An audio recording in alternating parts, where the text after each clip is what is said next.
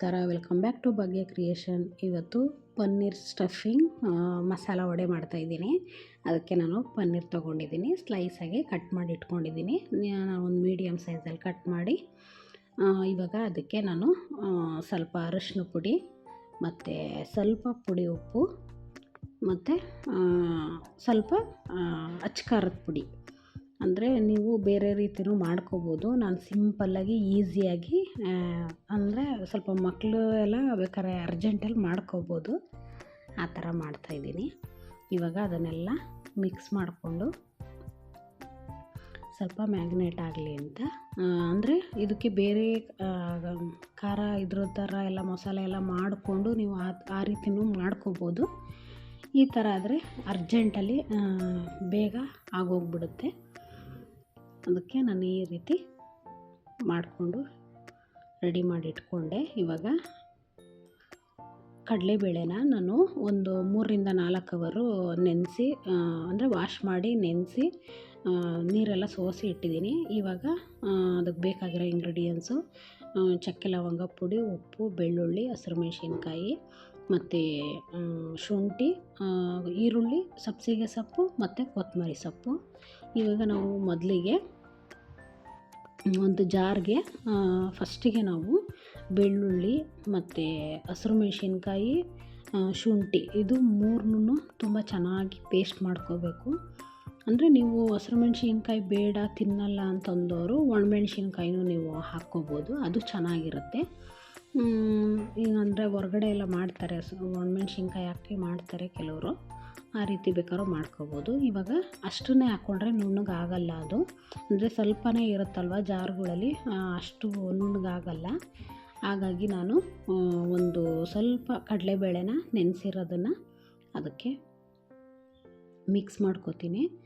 ಇವಾಗ ನೋಡಿ ಈ ಥರ ಮಿಕ್ಸಿನ ಆನ್ ಆ್ಯಂಡ್ ಆಫ್ ಮಾಡಿಕೊಂಡು, ಅಂದರೆ ಇನ್ನೂ ನುಣ್ಣಗಾಗಬೇಕದು, ಏಕೆಂದರೆ ಇನ್ನೂ ಮೆಣಸಿನ್ಕಾಯಿ ಎಲ್ಲ ಆಗಾಗೇ ಇದೆ. ಅದಕ್ಕೆ ಇನ್ನೊಂದು ಸಲ ಸ್ವಲ್ಪ ರುಬ್ಕೊಂಡ್ರೆ ನೋಡಿ ಈ ಥರ ಪೇಸ್ಟ್ ಆಗುತ್ತೆ.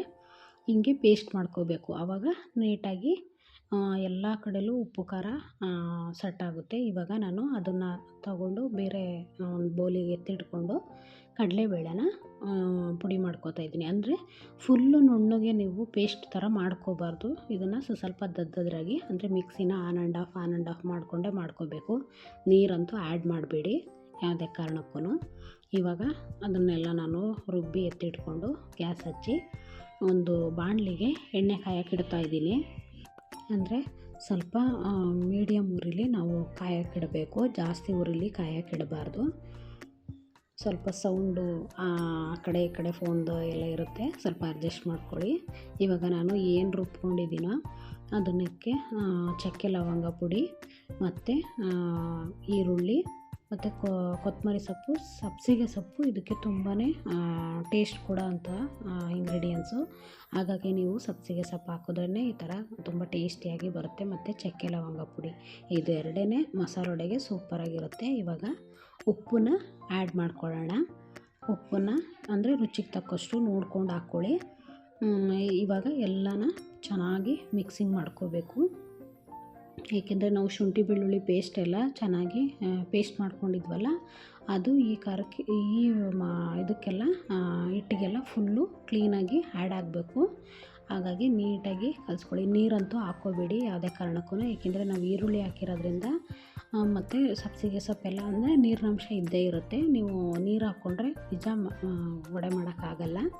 ಇವಾಗ ಆ ಥರ ಎಲ್ಲ ಕಲಸಿ ಎತ್ತಿಟ್ಕೊಂಡು ನಾನು ಪನ್ನೀರು ತೊಗೊಂಡೆ. ಇವಾಗ ಒಂದು ಸ್ವಲ್ಪ ಉಂಡೆ ಮಾಡಿಕೊಂಡು ಅಂಗೈಲಿ ತಟ್ಕೊಂಡು ತೆಳ್ಳಗೆ ತುಟ್ಕೊಳ್ಳಿ, ಆದಷ್ಟು ದಪ್ಪ ಮಾಡ್ಕೋಬೇಡಿ.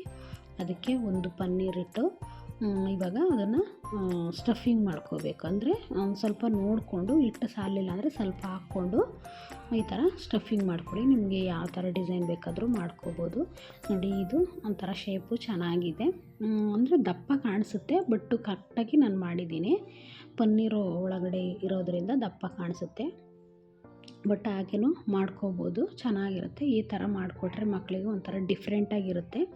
ಯಾವಾಗಲೂ ತಿನ್ನೋವಾಗ ಮಕ್ಕಳು ಡಿಫ್ರೆಂಟಾಗಿ ಕೇಳ್ತಾರಲ್ವ, ಹಾಗಾಗಿ ಈ ಥರ ಸಪ್ರೇಟಾಗಿ ಏನೇನಾದರೂ ಮಾಡಿಕೊಡ್ಬೋದು. ಈ ಥರ ನಾನು ಎಲ್ಲದನ್ನು ಸ್ಟಫಿಂಗ್ ಮಾಡ್ಕೋಬೇಕು. ಈ ಥರ ಸೇಮ್ ಇದೇ ಸೈಜು ಇದೇ ರೀತಿ ಬರುತ್ತೆ ನೋಡಿ.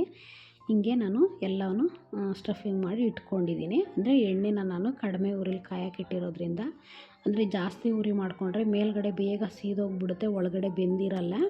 ಹಾಗಾಗಿ ನಾವು ಸ್ವಲ್ಪ ಒಂದು ಕಮ್ಮಿ ಉರಿ ನೋಡಿಕೊಂಡು ನಾವು ಕಾಯಿಸ್ಕೋಬೇಕು ಎಣ್ಣೆನ. ಇವಾಗ ಚೆನ್ನಾಗಿ ಎಣ್ಣೆ ಒಂದು ಹದವಾಗಿ ಕಾಯ್ದಿರೋದ್ರಿಂದ ಇವಾಗ ಎಲ್ಲದನ್ನು ನಾನು ಸ್ಟಫಿಂಗ್ ಮಾಡ್ಕೊಂಡಿರೋ ಉಂಡೆಗಳ್ನ ಹಾಕ್ಕೊಂಡೆ. ಅಂದರೆ ನಾವು ಹಾಕಿದ ತಕ್ಷಣ ಈ ಥರ ಉಲ್ಟಾ ಮಾಡೋಕ್ಕೆ ಹೋಗಬಾರ್ದು, ಒಂದು ಸ್ವಲ್ಪ ಹೊತ್ತು ಬಿಡಬೇಕು. ಆವಾಗ ಸ್ವಲ್ಪ ಅದು ಎಣ್ಣೆಲಿ ಚೆನ್ನಾಗಿ ಸ್ವಲ್ಪ ಫ್ರೈ ಆಗಿರುತ್ತಲ್ವ, ಆಮೇಲೆ ಮಗ್ಚಾಕೋಬೇಕು. ಅಂದರೆ ಇದನ್ನು ಒಂದೇ ಸಲ ಬೇಯಿಸಿ ಒಂದು ಸಲ ಮಗ್ಚಾಕೋದು ಆ ರೀತಿ ಮಾಡ್ಕೋಬಾರ್ದು, ಯಾಕೆಂದರೆ ಸ್ವಲ್ಪ ದಪ್ಪ ಕಾಣಿಸ್ತಾ ಇದೆಯಲ್ಲ.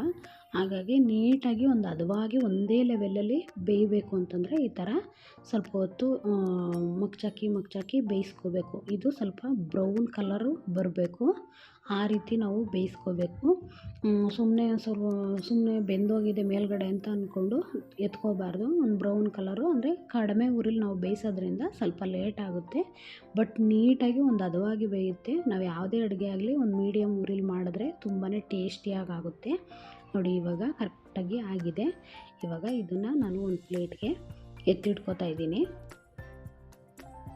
ಇವಾಗ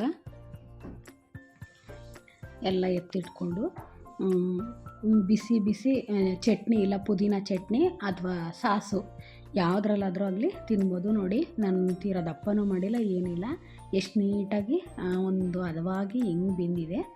ತುಂಬ ಚೆನ್ನಾಗಿರುತ್ತೆ ಟೇಸ್ಟು, ಒಳಗಡೆ ಸಾಫ್ಟಾಗಿ ಪನ್ನೀರ್ ಸಿಗುತ್ತೆ. ಮಕ್ಕಳಿಗಂತೂ ಸಖತ್ತು ಇಷ್ಟ ಆಗುತ್ತೆ. ಈ ರೀತಿ ಒಮ್ಮೆ ಟ್ರೈ ಮಾಡಿ. ಯಾರ್ಯಾರು ಹಾಗೆ ನಮ್ಮ ಚಾನಲ್ ನೋಡ್ತಾ ಇದ್ದಾರೆ ದಯವಿಟ್ಟು ಸಬ್ಸ್ಕ್ರೈಬ್ ಮಾಡ್ಕೊಳ್ಳಿ. ನಮ್ಮ ಚಾನಲ್ಗೆ ಸಪೋರ್ಟ್ ಮಾಡಿ, ಹೀಗೆ ಸಬ್ಸ್ಕ್ರೈಬ್ ಮಾಡ್ಕೊಳ್ಳಿ, ಶೇರ್ ಮಾಡಿ, ಕಮೆಂಟ್ ಮಾಡಿ. Thank you.